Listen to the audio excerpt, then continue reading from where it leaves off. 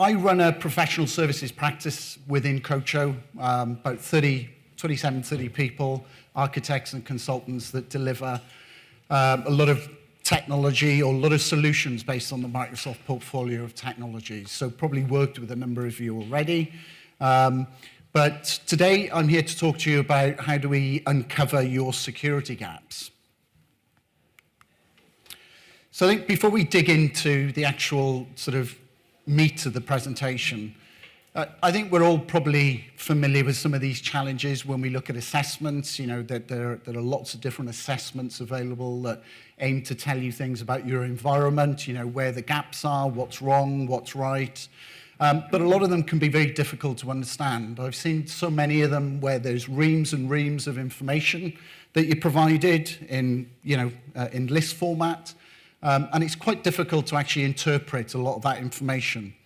And again, interpreting that, it's important to understand, for a given recommendation, we need to understand the context of that recommendation. So how complex is this recommendation to implement? Does this recommendation have an end user impact to it? And so on and so forth. So metadata or context around those recommendations that help you make educated decisions about what to tackle first and what to plan or what to tackle in the future. Being able to demonstrate improvements based on some of the recommendations that you may get from assessments. How do I evidence some of the positive things that may have happened to my security posture, for example, as a result of addressing those recommendations? Important, obviously, from a personal perspective, but also important from a, communicating that to senior stakeholders. These assessments need to evolve, right? They can't just be something that is, static and stays the same. The cyber landscape changes, as we all know. Lots and lots happening in that area. And also it needs to be flexible to be able to accommodate maybe a compliance standard that you have within your organization. So sure, you want to understand from security best practice, where are my gaps, where are my risks? But you may also want to incorporate something that's important for you as an organization and something that maybe aligns to your specific security policy and have that sort of assessed and monitored as such. So again, just to sort of set the scene, I think we'll hear a lot more about these sort of figures and these trends from Sarah Armstrong-Smith that will be with us this afternoon. Looking forward to that session, always very, very interesting. I'm not going to dig into these in any great detail. I think they speak for themselves. Things are increasing, things are getting worse, unfortunately. And, we need to be aware of this, right? We need to take some actions. A lot of the things that have been discussed today with Dave and so on around things like passwords and identity protection, identity being that sort of new boundary, if you like, or perimeter.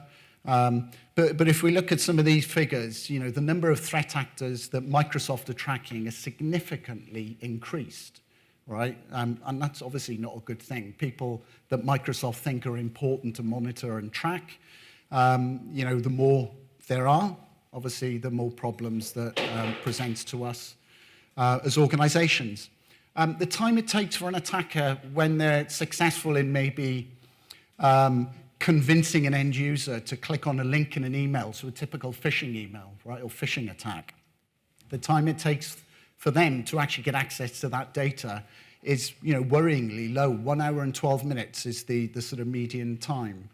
And then obviously password attacks per second, and that's the important thing. So 7,000 password attacks per second is what Microsoft have been observing of late, which, going back to what Dave was talking about earlier, passwords are a problem, right? We should all be striving towards a passwordless environment, right? We're constrained by some of the technologies, as Dave was explaining. Entra still needs a password, so does AD, but we can then benefit from things like passkeys or authenticator prompts and so on and so forth. And it's really important to consider a phish-resistant authentication approach, which passkeys and certain authenticator solutions are. So let's get into what we have today, what Kocho has today in terms of an assessment. So today we have something that we call our security posture assessment, right? This is something that's been running probably for the last 5 years or so. Obviously, in its inception, very different looking to what you can see on the screen there. And we've evolved it, we've moved with the times, we've looked at how we present information to make it actionable for our customers that we deploy it for. You know, things like we can slice and dice the information in terms of zero trust, the Center for Internet Security, but also things like the MITRE ATT&CK framework. But importantly, it also has the context or the metadata around each one of these recommendations. What's the end user impact if I was to enable this setting? What's the technical complexity of it? So giving you some useful information to be able to maybe identify some of the low-hanging fruit that you could address very quickly and get some security uplift as a result. So it's a point-in-time assessment, very effective, say, still delivers a lot of value. We've delivered many of these. Some of you in the audience will be familiar with it. It drives improvements through actionable recommendations. It's based on some industry frameworks, so Center for Internet Security and NIST, and obviously baked with a lot of Kocho best practice and Microsoft best practice. And importantly, we complement our assessment results with an experienced security consultant, right? We're not just in the business of giving you a list of things that are wrong and what you can do to improve it. We want to help guide you. There are some limitations, though, to what we have today. It's not a continuous assessment, and certainly, I'd say for the last year or two, it's something we've heard a lot about from our clients. They want something that is more up to date. Because as soon as we do an assessment, the day after it's potentially out of date, right? Something may have drifted in between those times. It can be difficult to report and measure progress over time. So let's understand, how has my security posture increased? What's my trajectory, if I can even say the word? The flexibility of this to be able to accommodate, as I mentioned earlier, maybe your specific compliance requirements. So whilst we can bake it in, it's not an easy thing to do. It's a little bit cumbersome. And importantly, we can't accommodate any automated activities with this. It doesn't really make sense in the context of a point-in-time assessment, but that will become clear when I get to the next slide. So, what is next? So I mentioned that we have the SPA today. It's something that's been with us probably for about the last 5 years. Put a lot of time and effort and work into it, and it still delivers value. But we also recognize we need to take it to the next level. We need to start adapting to what we're hearing from our clients. And so what we're planning, we're sort of midway through the development cycle of this at the moment. We're very excited about bringing this to the market. We think it's going to have a huge amount of value. And I'd just like to talk about some of the things that we're planning for this new posture assessment service. So it'll be multi-module based. So it's not just going to be a security posture assessment. It's going to be a compliance posture assessment, an identity posture assessment, maybe a Gen AI protection or posture assessment, you name it. We can build modules into the overall posture assessment.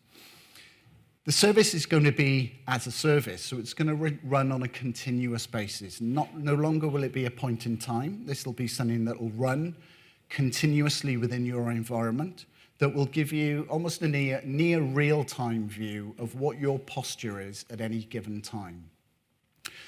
And obviously, we'll also complement the service, importantly, with an experienced security consultant to help you make sense, certainly in the early stages of this, make sense of the information it's giving you and help guide you ultimately to improve your security posture.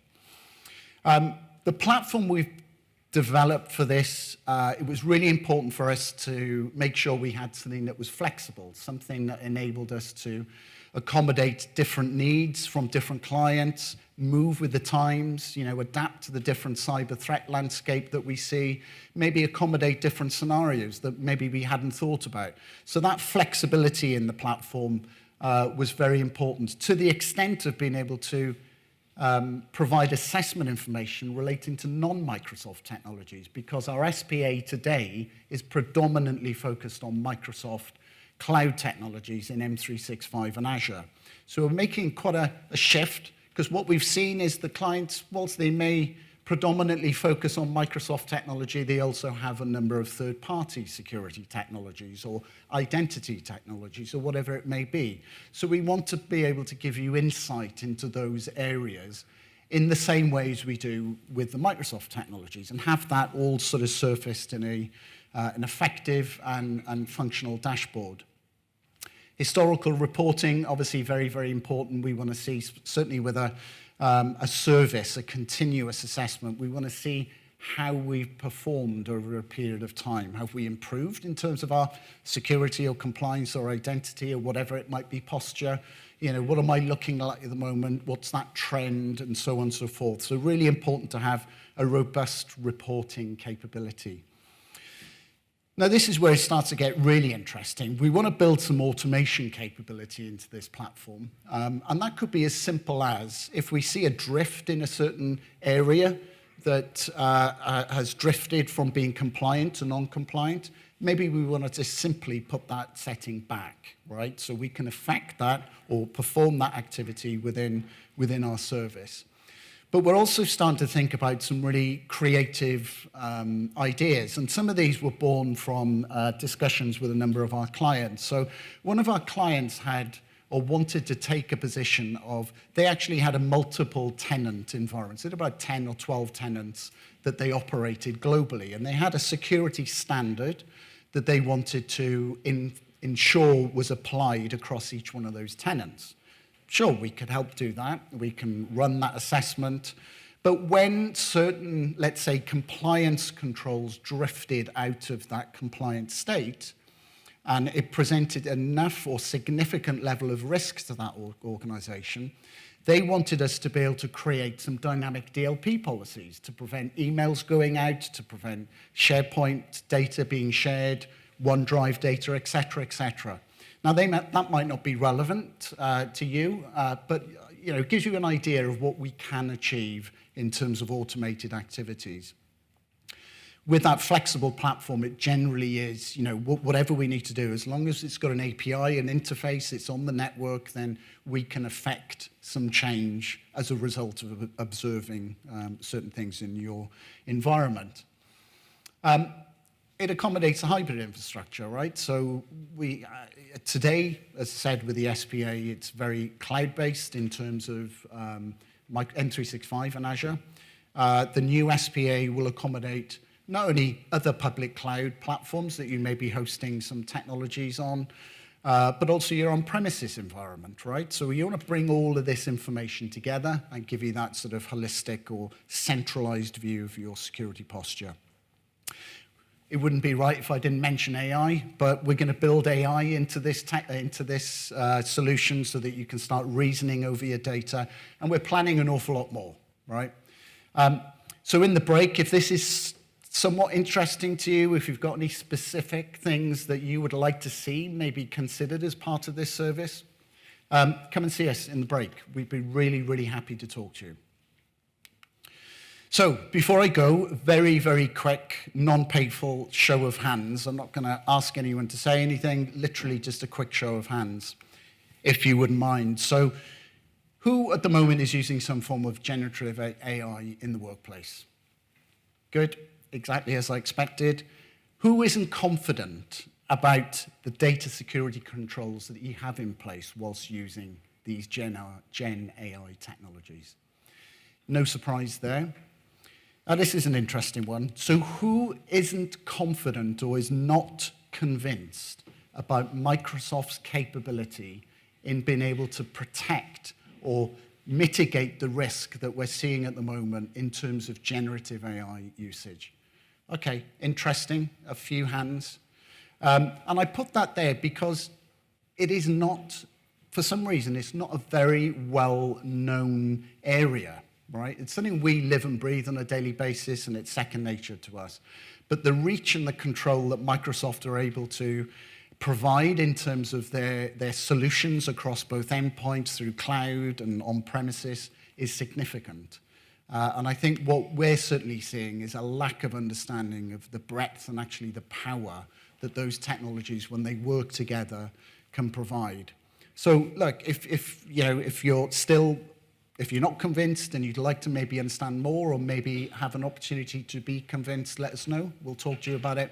We can offer some funded engagements as well to show you exactly how these technologies work. Okay, so lastly, just watch this space. We're very excited about our new posture assessment. As I say, it's in mid-development at the moment. I would expect it to be released within a 3 to 6 month time period. We are aiming for sooner, but it will definitely happen. We're very excited about it, and please come and talk to us about it if you'd like to understand it a little bit more.